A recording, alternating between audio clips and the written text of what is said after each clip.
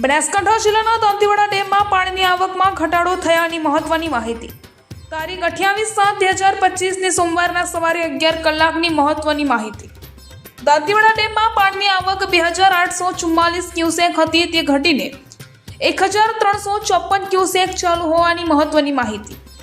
દાંતીવાડા ડેમમાં પાણીની સપાટી 568.60 ફૂટ હતી, તે વધીને 569.55 ફૂટે પહોંચી હોવાની મહત્વની માહિતી. પાણીનો જથ્થો 23.64% હતો, તે વધીને 24.92%નો વધારો થયાની મહત્વની માહિતી.